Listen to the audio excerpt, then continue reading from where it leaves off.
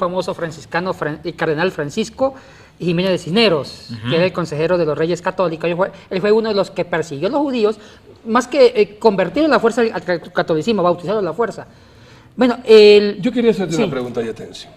Y aquí es algo importante. Quisiera que me definas, por favor, la palabra concilio, que es de donde sale la doctrina católica dictada por el Papa conjuntamente con sus cardenales. ¿Y por qué razón al Papa nunca se lo ve abriendo la Biblia y leyendo la Biblia? ¿Por qué siempre se ve en las misas y en los rituales que es otra persona que lee la Biblia, pero cuando él tiene que dar un mensaje, sale es con libros o sale con hojitas como que si fuera un mandatario o un político, leyendo algo que se le da y no sale con la palabra de Dios? ¿Me quieres decir, Yatensi, que el catolicismo fue fundado en deseos y en necesidades propias de un ególatra y no basado en la palabra de Dios? Mire, usted hizo una buena pregunta, que es un concilio. Un concilio también es parte neurológica, parte importante y esencial de la Iglesia Católica hasta el día de hoy. El concilio es como un sínodo, una gran asamblea presidida y convocada por el sumo pontífice, el Papa, donde convoca a los obispos, cardenales y otros líderes religiosos católicos para formular posturas doctrinales de esencia. O sea, que es el concilio que tiene el poder para cambiar doctrina o para tener buenas nuevas doctrinas y en todas las facetas. El primer concilio que se convocó fue en el año 325 después de Cristo por el mismo emperador Constantino, usando a los líderes eclesiásticos de Constantinopla, de Alejandría, de Jerusalén y también al obispo de Roma. Y Constantino los convocó a la fuerza. ¿Sabe por qué los convocó? Los convocó para formular las nuevas doctrinas de la Iglesia Católica Romana Imperial. ¿Nombre católico de dónde sale? Bueno, es un término latino que significa universal. ¿Quién lo inventó? Bueno, ahí mismo con Constantino. No, fue antes. Ya Ignacio de Antioquía fue un padre de la Iglesia del año 113, que es un gran hombre, un hombre santo en el buen sentido de la palabra. Él escribió 7 cartas y habla que la Iglesia es universal. O sea, el término católico en sí no es malo, porque es un término latino que significa universal. Claro. El problema es la Iglesia de Cristo. Universal. Universal. Pero el problema es la orientación que se le dio. Entonces, mire, ahí Constantino, con ese concilio se decreta que María es la Madre de Dios. El concilio de Nicea. ¿Me estás diciendo que un hombre decretó eso? No, él lo convocó, lo decretaron los teólogos, obispos de ese concilio. ¿Basado en qué? Bueno, aquí hay un problema muy serio y si vale la pena comentamos un poquito sobre esto. Lo que pasa es que aquí el concilio de Nicea en el año 325 empiezan las nuevas posturas católicas imperiales, doctrinales. ¿Qué pasa? Aquí la Iglesia empieza a usar las categorías de la filosofía griega, de Platón y de Aristóteles, para entender el cristianismo. O sea, antes del concilio, la cristología, Jesucristo se la entendía de las categorías judías. Pero con el Nicea, sacan las categorías judías, usan las categorías griegas, aristotélicas y platónicas para entender a Cristo. Y aquí nace el tema de la transustanciación, que va a ser más posterior, nace el tema del purgatorio. Ahora, pongamos un ejemplo. El tema de la cristología en Nicea nace un lenguaje tan refinado que se llama la unión hipostática. Empezaron a explicar que Cristo tiene 2 naturalezas y una sola persona. Los judíos no manejaban las categorías. El judío creía por fe, Cristo Dios, Cristo hombre, y disfrutaban la aventura de un Dios que dejó de serlo para ser hombre. Ellos más no racionalizaron esa aventura de fe. La influencia griega, ambiciosamente, tratan de descubrir el misterio y tratar de explicar con la metafísica de Aristóteles qué significaba sustancia, esencia, cómo se une lo divino en lo humano, y nace la unión hipostática, que es una influencia griega del lenguaje de Aristóteles. Ahora, ¿dónde entra María acá? Resulta que Arrio, que fue el que causó el concilio, porque Arrio dijo, miren, María es la madre de Jesús. Por ende. Entonces, los de influencia griega, que eran los ortodoxos de Oriente, dijeron, no, está equivocado. Si María es la madre de Jesús, estamos dividiendo la persona de Cristo. Porque los del concilio de Nicea, Constantino y los obispos de Nicea, querían unir las 2 naturalezas en una sola persona. Si decían que María es la madre de Jesús, va a decir, bueno, lo estamos desuniendo, la parte humana, la parte ¿qué? divina. Entonces, para salvaguardar la unidad, digamos que María es la Madre de Dios. Si decimos que María es la Madre de Dios, estamos uniendo lo divino con lo humano. O sea, que usaron esa exquisitez. Usted sabe que la filosofía es bien abstracta, esa exquisitez de la metafísica de Aristóteles, para unir lo divino y lo humano en la persona de Dios y decir que María es la Madre de Dios. Pero era para endiosar a Jesús, era para fortalecer a Jesús, Sí, no María. No María.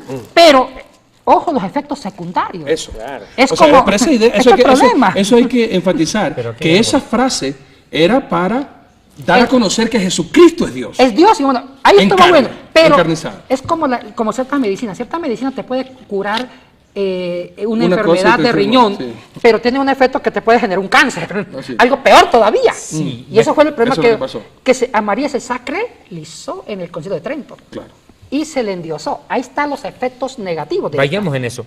Colosenses 2.8 dice lo siguiente, y por favor presten atención.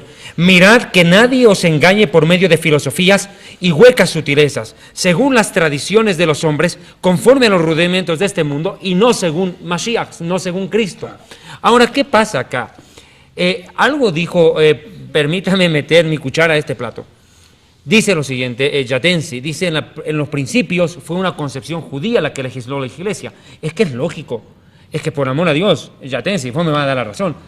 Es el Dios de Israel, es una Biblia inspirada por el Espíritu Santo, escrita por manos judías, con mentalidad judía, con costumbres judías que son parte de la Biblia. Nadie puede entender la Biblia sin entender un poco de las costumbres. Son necesarias porque forman parte del diario vivir, de la historia de la Biblia. Totalmente de acuerdo. Entonces, la mentalidad de los primeros 100 años de la iglesia era una mentalidad judía porque quienes estaban a cargo de la iglesia eran judíos, eran apóstoles judíos con una mentalidad judía, estaban llevando un pensamiento judío. Entendé que el concepto del Mesías no lo hicieron los griegos, lo hicieron los judíos. Éramos nosotros los que teníamos la idea del Mesías y que se expandió al mundo entero. Ahora partamos de un punto. Cuando viene la helenización de la iglesia, ahí viene un problema. Y cuando digo helenización es cuando tocan la filosofía griega y la incorporan, esa casi filosofía y hasta la mitología griega, la inculcan dentro de la Iglesia Católica Romana y llega hasta nuestros días. Y ahí es donde Yeshua dice esta frase, y por favor entiendan. Jesucristo dijo, ustedes han invalidado el mandamiento de Dios por vuestra tradición, Mateo 15, verso 7. Hipócritas, bien profetizó de ustedes el profeta Isaías cuando dijo, este pueblo de labios me honra, pero su corazón está lejos de mí, pues en vano me honran, en vano, es inútil, enseñando como doctrinas mandamientos de hombres y no según la palabra de Dios. Es que eso es lo que ocurrió en la Iglesia Católica. El fundamento del catolicismo prácticamente es la tradición. Los católicos, los concilios católicos, con mucho respeto, entiendo, ellos fueron los que dictaminaron la doctrina. Entonces yo digo, si los hombres determinan cuál es la doctrina, entonces ¿para qué estaba escrita la Biblia? ¿Acaso no estaba aquí la doctrina? De acuerdo. Hablemos diciembre 8, 1854, Concilio de Trento, el Papa Pío IX decreta lo siguiente: María, Inmaculada Concepción, nace sin pecado concebida, da a luz a Jesucristo y continúa en su virginidad perpetua. Y después, posteriormente, estamos hablando cerca ya en noviembre 1 de 1950, que viene y decreta que María ascendió a los cielos en cuerpo y alma. La Asunción. ¿Es eso bíblico, Yatensi? No, para nada. Pero la gente que ahora... Y hay que tener cuidado aquí, hermanos. Por favor, le estamos diciendo las fechas, los concilios, los papas. Es cuestión de buscar en la historia para ver si esto dice la Biblia o lo dice y lo dictó un hombre inspirado en qué. Bueno, mire, justo yo me atrevo a decir que el primer concilio que ya dejó una ventanita abierta, David y Arturo, fue el concilio de Nicea, cuando se trató de salvaguardar la unidad de Cristo divino humano, diciendo que María es la Madre de Dios. Ay, ese tema, volver a ese tema. Para un segundito, ¿te puedo detener en ese tema, por favor? Cuando tú dices María, Madre de Dios, Para mí es una herejía. es una total herejía, con mucho respeto. Estamos diciendo que fue la abuela De Jesús. de Jesucristo. Porque mira, el católico cree en una Trinidad, Padre, Hijo y Espíritu Santo. Ya, ese es otro tema. Padre, Hijo y Espíritu Santo, ya, ¿ok? Entonces, si es Madre de Dios, tiene que ser Madre del Padre y al mismo tiempo del Espíritu Santo. Ahí está el error. El hecho que sea madre del Dios Padre la convierte en la creadora de Dios. O sea que María acuerdo. existe desde antes que Dios. Superior, la reina de los cielos. Perdón, es eterna ante Dios. Antes que Dios está María. Y al ser la madre del Dios Padre se convierte en la abuela de Jesús. ¿Y ahora qué parentesco tiene con el Espíritu Santo? Me quedo pensando. No, mire, esto fue una atrocidad. Estoy totalmente de acuerdo. ¿O no? contigo. ¿Herejía o no? Herejía de las buenas. Terribles. Una gran herejía. ¿Por qué? O sea, la intención, quiero ser muy justo acá, la intención fue buena, pero el remedio fue nefasto. Peor el remedio que la enfermedad. Exactamente. La intención fue salvaguardar la unidad, lo divino y lo humano. Estamos en lo correcto. Pero la receta fue catástrofe.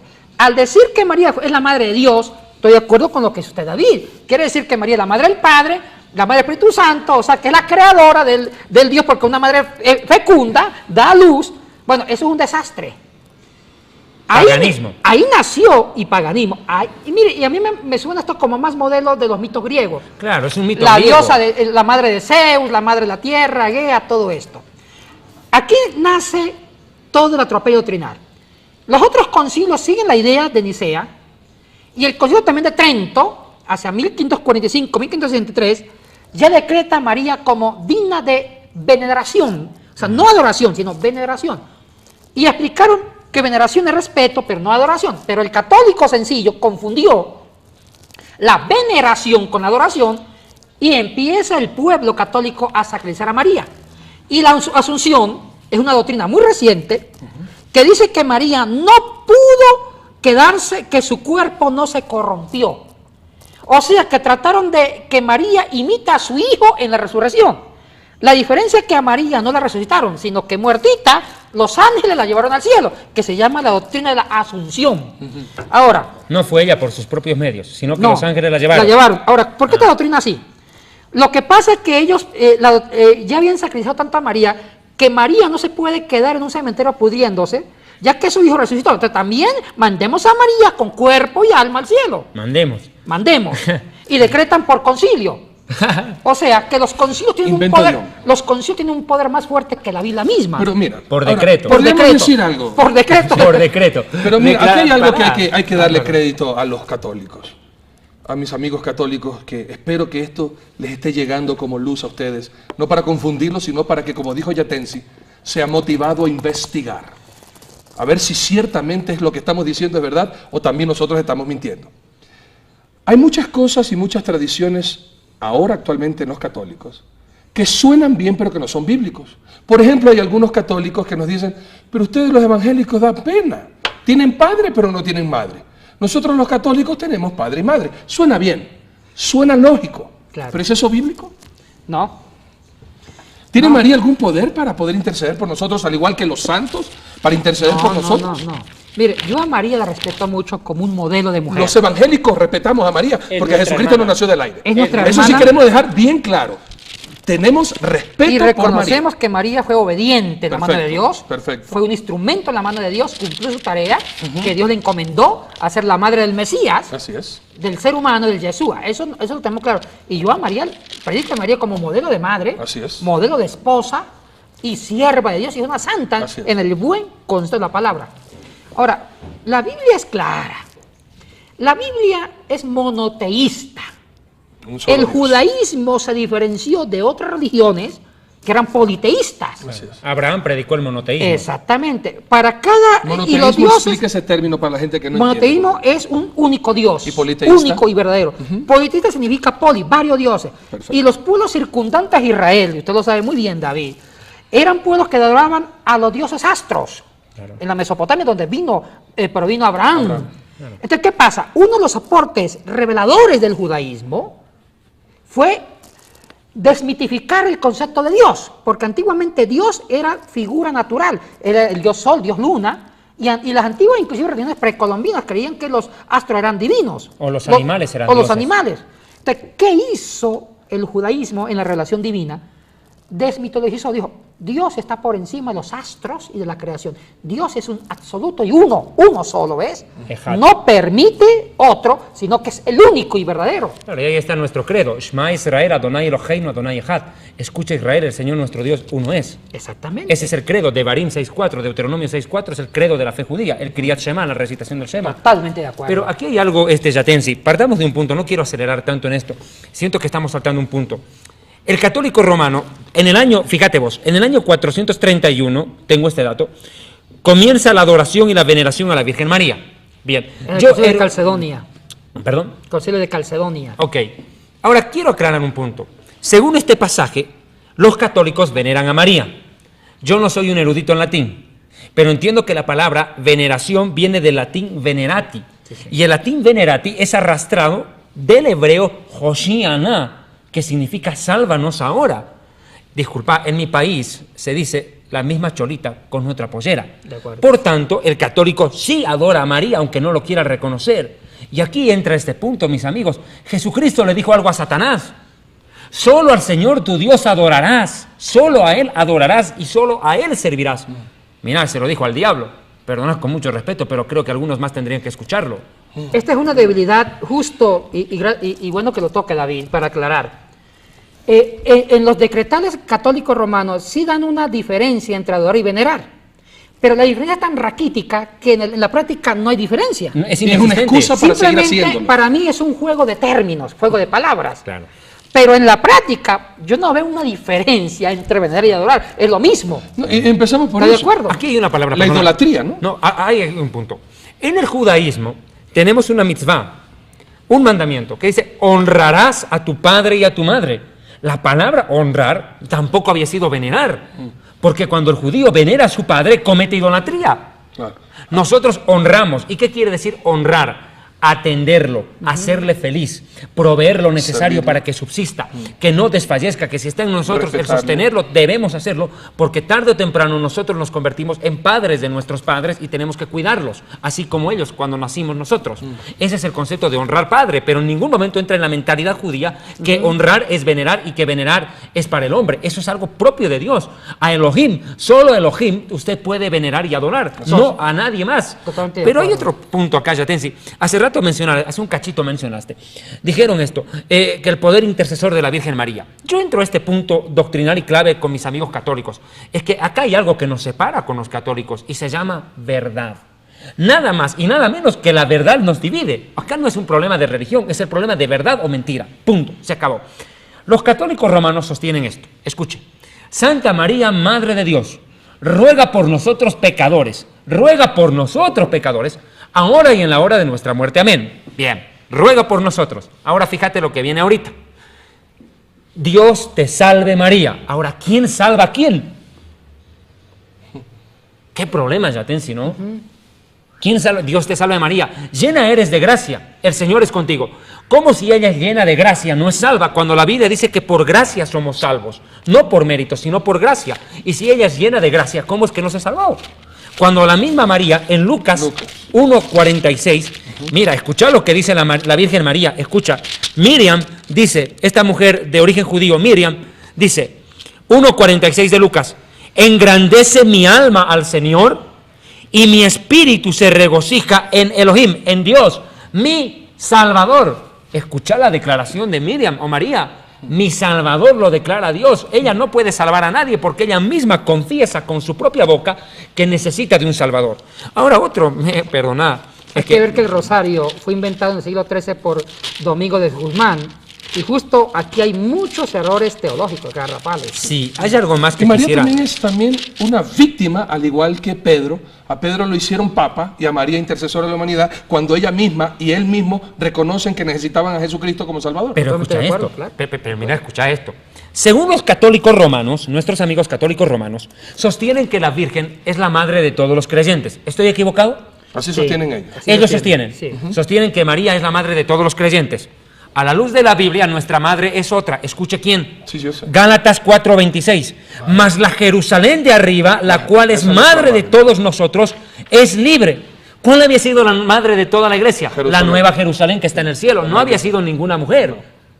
Había sido nada más y nada menos que la nueva Jerusalén en el cielo. Si hay una madre para la iglesia es esa, y si hay un padre es Dios, no el hombre, Benedicto XVI. Así es. Pero eso es que yo estoy tratando de hacer las preguntas de las personas, recordando cuando yo mismo era católico y escuchaba todas estas verdades y me trastornaba saber que todo lo que yo creía en ese momento es mentira, Yatense. ¿Cómo así? Tú que fuiste al seminario católico y viste la verdad de la Biblia, ¿cómo es que ahora los curas, y con mucho respeto a ustedes curas, que tendrán que pararse ante el trono de Dios y tendrán que dar cuenta de continuar en la farsa y la mentira, temiendo más a los hombres y no a Dios, y que ustedes piensan y saben claramente la verdad de la Biblia, y que ustedes están prostituyendo al pueblo ecuatoriano y al mundo entero, enseñando mal? ¿Cómo es que tú te viste y los demás no ven, Yatense? ¿Cómo es que tú te diste cuenta de que 2 más 2 son 4 y que eso es la realidad y no la mentira que todavía se sigue profesando? Y como vemos nosotros en nuestro país, yo sé que ustedes dos son extranjeros, pero yo como ecuatoriano y estoy hablando, ¿por qué en los pueblos primero empieza la misa y el cura y después sacan a pasear a los muñecos y después todo termina en una pachanga con gente borracha en los pisos? Mire, hay una cosa que hay que aclarar. Los curas no son ignorantes, eso es lo más triste. Son los más sabios. Son sabios. Y no todos los curas, porque los que estudian para ser, pongamos, párrocos, lo que se llama el clero diocesano, bueno, tienen otro tipo de formación, más hacia la doctrina. Los curas religiosos, lo que son jesuitas, salesianos, son eruditos, estudian la Biblia científicamente. Y mire, Arturo y David, muchos curas no creen en lo que predican los domingos. Bueno, partamos de ahí. No Yo he creen. conocido rabinos que no creen en Dios, son ateos. Sí. Y también seguramente habrán sacerdotes Claro. católicos que son ateos. No que han creen. estudiado tanto, han dudado tanto, es que han estudiado la Biblia a la luz de la filosofía que sacaron a Dios. A ver, explícame eso porque estoy pensando como los que están escuchando. ¿Cómo No, que los sacerdotes no creen No creen en Dios? purgatorios, porque ellos sí saben la verdad. Lo que pasa, mire, voy a contar una experiencia muy increíble. Cuando entré a la Javeriana a estudiar Biblia, un doctor en Biblia, Alberto Parra, nos dicen: muchachos, a partir de este momento van a saber la verdad y nada más que la verdad, pero no podrán predicarla en los templos católicos. ¿Por Es qué? para usted solito. Entonces le pregunta a un compañero mío: disculpe, doctor, entonces ¿qué vamos a predicar? Y él responde: ustedes predican lo que la gente cree. ¿Qué cree la gente? Purgatorio. Prediquen purgatorio, prediquen agua bendita, pero ustedes van a saber erudición bíblica. Y miren que yo aprendí la erudición bíblica siendo con los jesuitas. Aprendí papirología, griego, hebreo con ellos, y tuve maestros rabinos, porque en las universidades católicas ellos son profesionales, son otros, son doctores. Tuve 2 maestros rabinos en Torá, de Jerusalén, del museo, del Instituto Bíblico de Jerusalén, rabinos de origen tanaítas, que eran los genios del los judaísmo. genios. Y mire, y también tuve un maestro protestante en historia de la iglesia. O sea, que ellos aprecian la erudición, la investigación, pero no la pueden enseñar. De cuando yo escucho eso, se me acabó el mundo católico. Y muchos curas son más evangélicos, pero no se salen por miedo. Bueno, hay muchos también intereses, ambiciones. y Vuélveme eso a no. repetir eso que me dejaste a mí loco, y yo estoy seguro que ustedes, amados amigos católicos, no lo van a creer. Tú me estás diciendo que los curas saben, pero predican lo que la gente cree. Claro. Ellos saben que no tienen que tener estatuas, que no hay que inclinarse. Pongo un ante ejemplo, ellos. Arturo, Por el favor. purgatorio. Por favor. Vamos al purgatorio. Se inventa cuando esa doctrina en el año Mire. 593. El purgatorio ya tiene un trasfondo griego antes de Cristo con Platón. El purgatorio está en el libro de los Macabeos, pero estos libros son de origen griego Así es. y tienen Así es. la influencia griega. Filosofía y mitología griega. Totalmente de acuerdo. Ahora, el purgatorio nace inclusive en la República de Platón. Platón fue un gran filósofo, el maestro de Aristóteles, discípulo de Sócrates. Estamos hablando del siglo IV, siglo V antes de Cristo. Platón era un dualista. Creía que había 2 realidades: el mundo perfecto, las ideas que eran inmaculadas, perfectas, espirituales, y el mundo humano, material. La materia era mala, imperfecta, asquerosa. Entonces, ¿qué era un ser humano? Un ser humano era la mezcla, el compuesto de lo divino, de lo espiritual, del mundo de las ideas con el mundo material. Entonces, un ser humano, pongamos usted, Arturo, usted antes de nacer de su mamá, usted preexistió en el mundo de las ideas. Resulta que un demonio artífice llamado Demiurgo, según Platón, cosió la idea de Arturo. Arturo en el cielo era perfecto, lindo, hermoso. Pero un demiurgo, sin vergüenza, lo cogió y lo plasmó en un cuerpecito con defecto. No me lo ataques a mi amigo, ¿eh? Con defecto. Pero, ¿qué es la muerte para Platón? Lo mismo que para Sócrates. Es que el cuerpo para Platón es la cárcel del alma. Así es. Entonces, la muerte es que el alma se libera de ese estuche, de esa cárcel, y regresa al mundo de las ideas, que era persistente. Entonces, ¿qué pasa ahí? Ahí muchos cristianos de corte griego cogen las ideas de Platón y las cristianizan y forman un sancocho. Pero cuidado, Platón dijo, cuando una idea que ya fue dañada, contaminada por la materia del cuerpo, se muere y regresa al mundo de las ideas, tiene que purificarse. Claro. Que ahí es donde O sea viene que el purgar. Platón dio la idea de una purificación cuando el alma regresa al mundo de las ideas, porque fue Platón el que inventó la inmortalidad del alma del concepto griego, ojo, griego. Claro. Ahora, ¿qué pasa? Viene Agustín de Hipona, que fue el que inspiró a Gregorio el Grande. Agustín de Hipona dijo, hablemos de un purgatorio, cristianizó a Platón, dijo, mire, Platón está diciendo que cuando un alma sale del cuerpo, tiene que pasar por unos años en un purgatorio para purificarse. En un reformatorio. En un reformatorio. Entonces viene el Papa Gregorio Magno en el año 597, 593, cuando era Papa, y vuelve la doctrina. Purgatorio. Toda alma, todo ser humano que muere, tiene, antes de ir al cielo, tiene que purificarse de acuerdo a sus pecados por un tiempo en el purgatorio, que es candela, que es el término intermedio entre infierno y cielo. O sea que el origen del purgatorio no es bíblico, Por demás está escrito. no del como Antiguo bien, Testamento, ni tampoco es del Nuevo Testamento, sino que es de la filosofía griega y también después gnóstica de los dualistas griegos. Y eso lo saben todos los curas. Eso lo saben todos, o sea, Entonces eso que dice que para que pueda salir del purgatorio las misitas y todas las otras eso ya, rogativas y caritativas. eso ya es parte de una tradición que ya ni se razona. Es una tradición que se pone por inercia, más no hay razón. Y los curas a veces hasta forman chistes. Mire, el lío de difunto es un buen negocio porque nos pagan por sacar almas al cielo, o sea. Se perdió entonces el romanticismo y el amor a Dios. Mire, lo más triste es que cuando convertimos el cristianismo como religión y la religión se convierte en un negocio.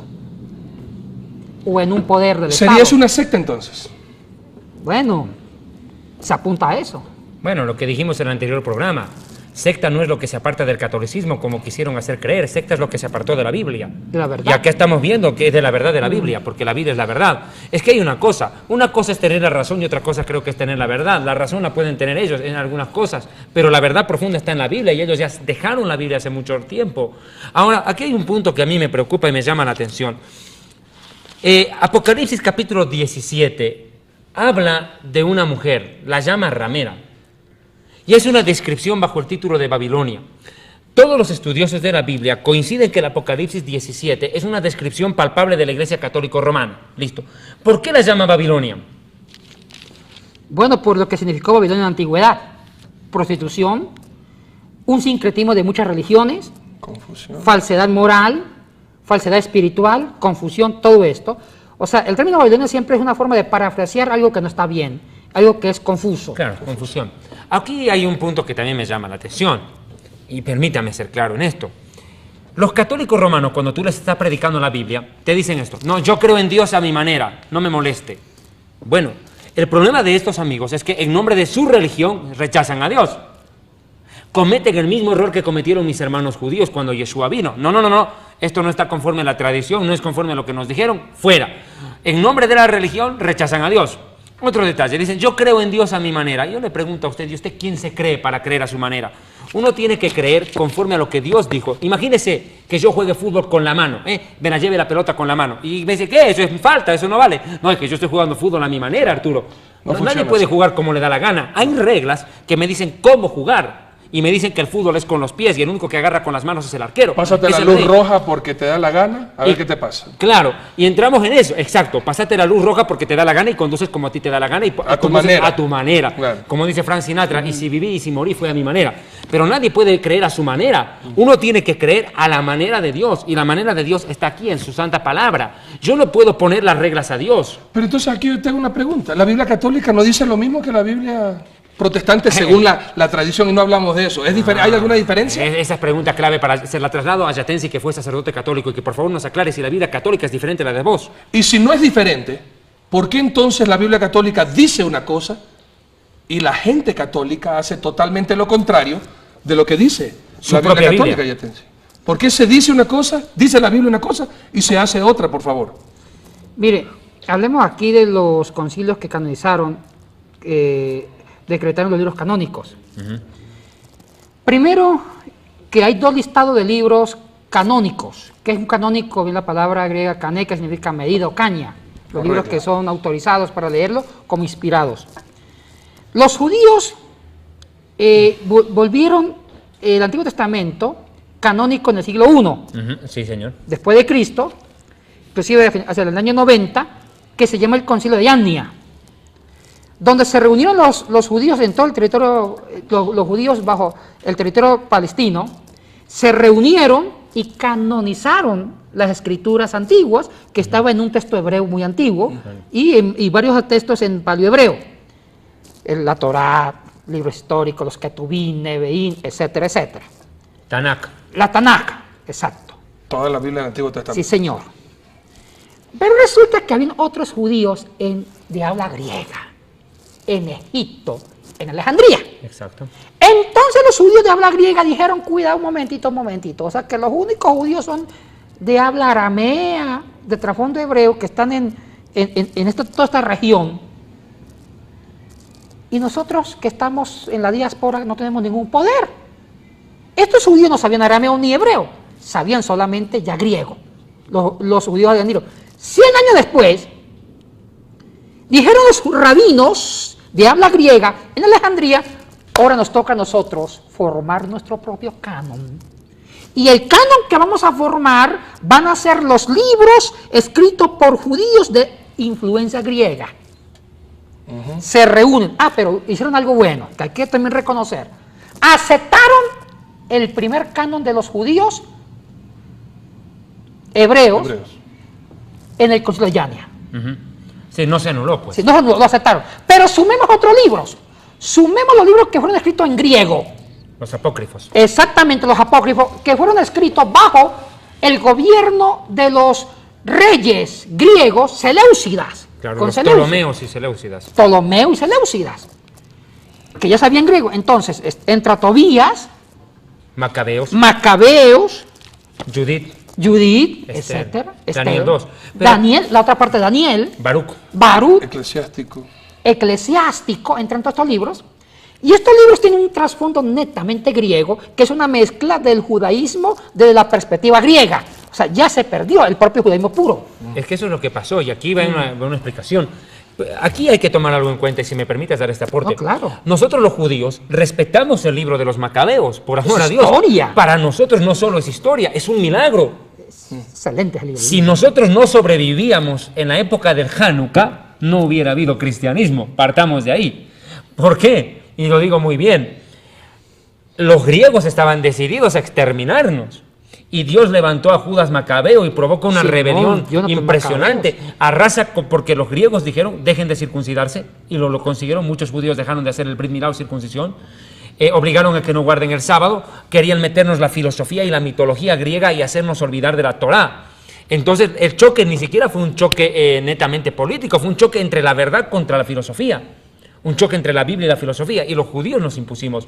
Y eso es una parte de nuestra historia clave. Fíjate vos que el profeta Daniel, cuando habla en la estatua de Nabucodonosor, habla del vientre de bronce. El vientre de bronce sabemos por escatología básica que representa el imperio griego. Daniel profetizó entonces que los griegos someterían a Israel, y eso ocurrió en esa época. Antíoco Epífanes y compañía cumplieron las profecías de Daniel. Que un judío no lea Macabeos no va a entender lo que es el Hanukkah. Y regresando nuevamente, la diferenciación. Sabemos que hay la diferencia entre libros, pero ¿qué tal en el texto? Ahora, entonces, ¿qué pasa con los judíos de habla griega? Se reúnen 100 años después y canonizan libros, como usted explicó, que también hablan de la historia judía. Los Macabeos es precioso, es un milagro de Dios, claro que sí. Y también el libro de Tobías, que tiene su encanto también, un milagro de Tobías, con el tema de la ceguera. Claro. Entonces se canoniza y ellos lo suman al canon que habían hecho los judíos en toda la región de Palestina, en toda esa franja. Se suman esos libros. Entonces hay dos listados, el listado de Yania y el listado alejandrino 100 años después. ¿De qué pasa con la Iglesia Católica? Aquí vemos la diferencia entre la Biblia protestante evangélica y la Biblia católica. Entonces, la Biblia católica, ¿qué hizo los católicos? Aceptaron los dos cánones. Aceptaron el canon judío, porque sí, la Biblia católica sí aceptan el canon judío del Antiguo Testamento del Concilio de Yania. Decir lo contrario, tampoco no seríamos correctos con ello, en la verdad, en honor a la verdad. Pero también aceptan el canon de los judíos alejandrinos. Dos cánones. ¿Qué pasa con los protestantes?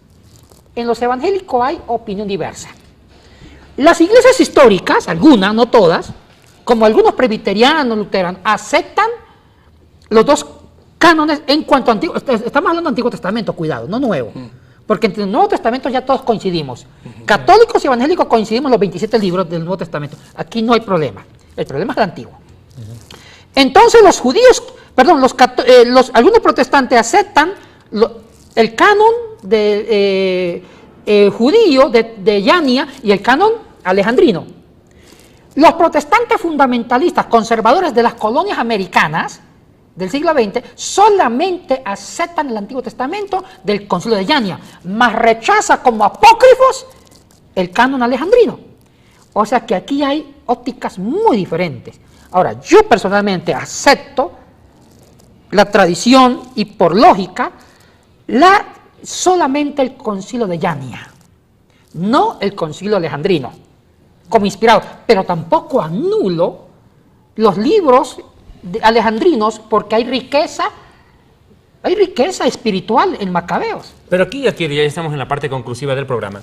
Yo quiero tocar un punto que me parece clave. Los católicos suelen protestar contra los protestantes al decirles, ustedes tienen una Biblia falsa porque les faltan libros. Bueno, yo digo, mis amigos católicos, si ustedes tienen más libros que los evangélicos, ¿por qué no los leen? O sea, el problema ni siquiera es que ustedes tengan más o menos, el problema es que no los leen. Es que no se lee, ese es el gran problema. Pero aquí hay una razón, es que hay una razón, ¿y sabes por qué? Los sacerdotes prohibieron leer la Biblia a los católicos. Y es más, viene el oscurantismo, y encima les dicen que si leen la Biblia se van a volver locos. Cuando Jesucristo dijo, vayan y prediquen el Evangelio, escudriñen las Escrituras, los sacerdotes dijeron, no, los que quieren aprender la Biblia entren al convento o al monasterio, pero afuera no. ¿Qué piensas de eso? Mire, es cierto. La Escritura no fue una libre interpretación, fue una reserva única para los clérigos, los sacerdotes. El pueblo no podía leer la Biblia. Ni entender las Ni misas. entenderla, porque la Biblia solamente fue traducida al latín, a la lengua sacra. El latín se volvió la lengua sacra por varios siglos por la Iglesia Católica Romana. Cuando en honor a la verdad la lengua sagrada es el hebreo. Exactamente. Entonces, ¿qué pasa posteriormente? Los que precedieron la Reforma, protestantes anteriores a Lutero, clandestinamente traducen del latín al inglés, al español, a las lenguas vernáculas.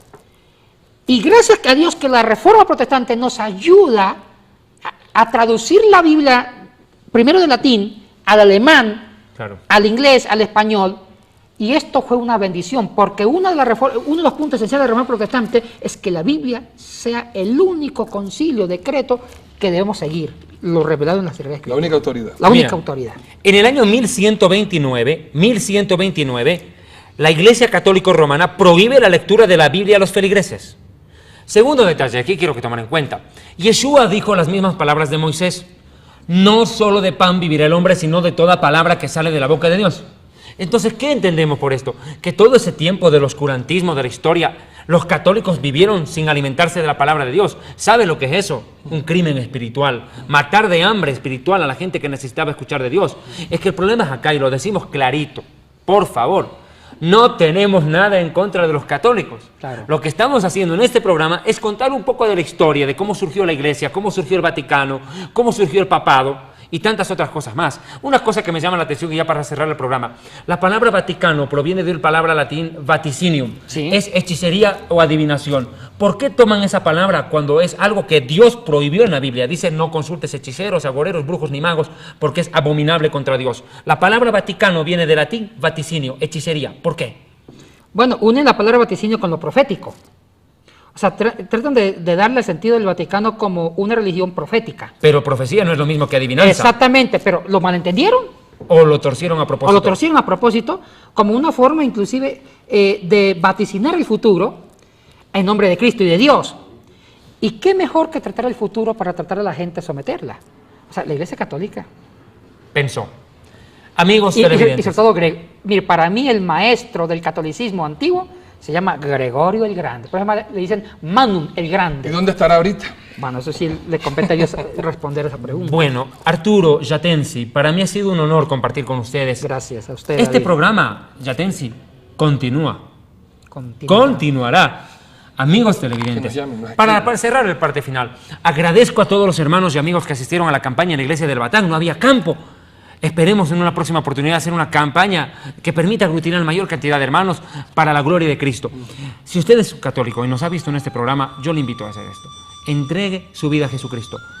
Y entre la religión y la Biblia, escoja la Biblia porque simplemente no hay nada que dudar. La Biblia es la palabra de Dios. La religión es la obra de los hombres, supuestamente en nombre de Dios, pero para beneficio propio muchas veces. Muchas gracias. Muy bien. Únicos distribuidores autorizados. Distribuir con este ministerio, hágalo a la siguiente cuenta bancaria: